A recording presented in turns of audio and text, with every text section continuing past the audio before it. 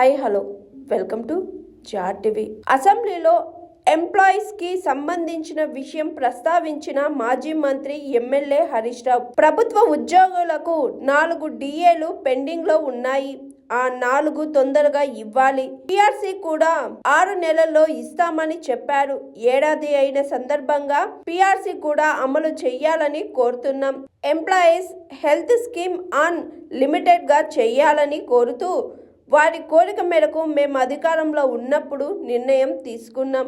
Rules కూడా frame చేశాం. వాటిని అమలు చేయాలని కోరుతున్నా. రిటైర్డ్ ఉద్యోగుల పెన్షన్ బెనిఫిట్స్ రాక ఇబ్బంది పడుతున్నారు. ఈ విషయాన్ని కూడా పరిష్కరించాలని కోరుతున్నా అని హరీష్ రావు అన్నారు.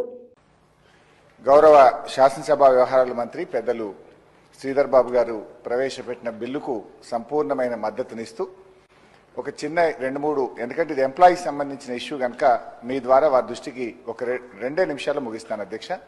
దయచేసి ఈరోజు ప్రభుత్వ ఉద్యోగులు అనేక ఇబ్బందుల్లో ఉన్నారు.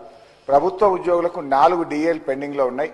ఆ డిఏలు తొందరగా ఇవ్వాలని, అదేవిధంగా పిఆర్సీ కూడా 6 నెలల్లో ఇస్తామని చెప్పాం. ఏడాది పూర్తయిన సందర్భంగా ఆ పిఆర్సీని ఉద్యోగులకు అందించి నిజంగా వాళ్ళు కూడా పండుగ చేసుకునేటట్టు చేయాలని చెప్పి కోరుతా ఉన్నా అధ్యక్ష. ఎంప్లాయీస్ హెల్త్ స్కీమ్ ఒకటి వాళ్ళు కోరిక మేరకు మేము గత ప్రభుత్వంలో నేనే హెల్త్ మినిస్టర్గా అప్పుడు నిర్ణయం తీసుకున్నాం. ఆ ఎంప్లాయీస్ హెల్త్ స్కీము అన్లిమిటెడ్గా చేసేటట్టు వాళ్ళు కాంట్రిబ్యూషన్ డబ్బులు కూడా ఇస్తామంటున్నారు. ఎంప్లాయీస్ 1%, వాళ్ళ జీతంలో 1% ఇస్తామంటున్నారు. కలిపి చేసినట్టయితే వాళ్ళకి మంచి వైద్యం వస్తుందని చెప్పి కోరినారు.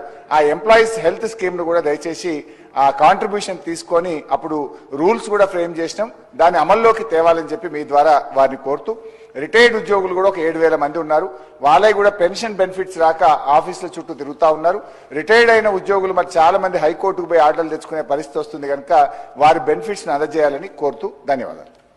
Hi, this is Swathi. Like చేయండి, షేర్ చేయండి, కమెంట్ చేయండి అండ్ సబ్స్క్రైబ్ చేయండి GR TV. Hi, this is Monica. Please like, share and subscribe GR TV.